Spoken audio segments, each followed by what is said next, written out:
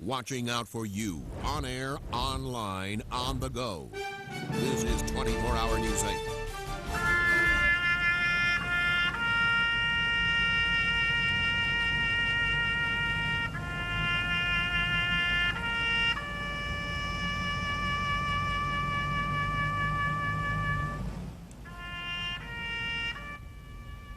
Remembering lives lost for our freedom and honoring those still in harm's way.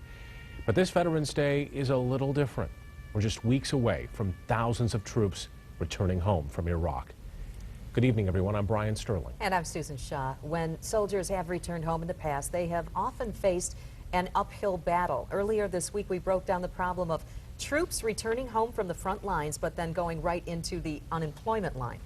Today, help from Washington. In a rare show of bipartisanship, 99 senators voted in favor of one part of President Obama's jobs bill that would give returning vets a better shot at getting a job. 24-Hour News 8 political reporter Rick Albin talked with one of the sponsors of that bill. He joins us now with more. That sponsor is Michigan Senator Debbie Stabenow. She introduced this piece of legislation as part of that bigger package of bills the president has been pushing for weeks. And there's no indication that there's going to be any movement on the larger jobs bill. But the provision that would provide incentives to hire veterans passed, and now will give business tax credits for hiring those troops returning from Iraq and Afghanistan. Help get military personnel more training and get certification and credit for the experience they got while serving the country. The other piece of this that is so disturbing is the number of veterans who are homeless, who have no job. These are people who put their lives on the line every day in the service for our country. And we need to be making sure that they are getting, frankly, the priority that they deserve. And if they already have skills, they shouldn't have to go back and do training all over again to get certified for something that they did for 4 years for our country.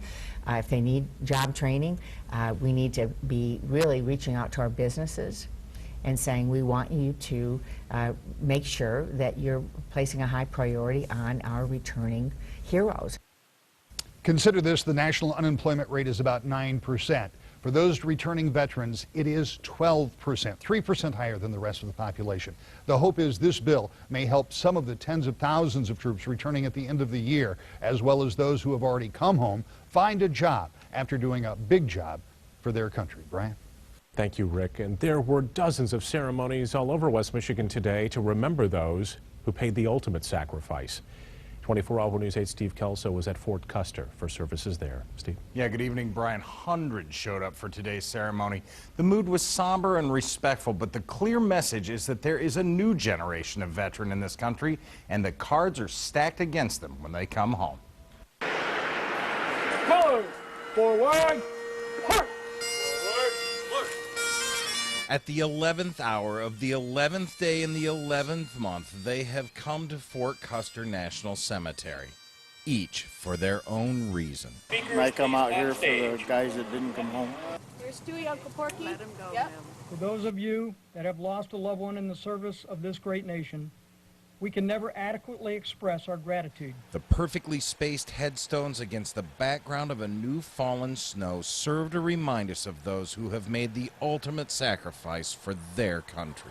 This is an auspicious occasion to honor and pay tribute to our veterans. But amid today's pomp and ceremony, a sobering reminder. And even as I speak today, we are engaged in the war on terrorism, many in our community presently serving. Out of this ongoing battle will come a new generation of veterans. A new generation of vets who will come home to a new set of challenges. Many veterans have returned jobless, experiencing lasting physical and psychological illness, and seeing broken families. A returning service member today faces a grim set of statistics. Unemployment among vets outpaces the national average by 3%. 23% of the homeless in the United States are now veterans, including 1,000 in West Michigan. And married veterans face divorce rates double those of non-veterans. That dishonors their great service to this country.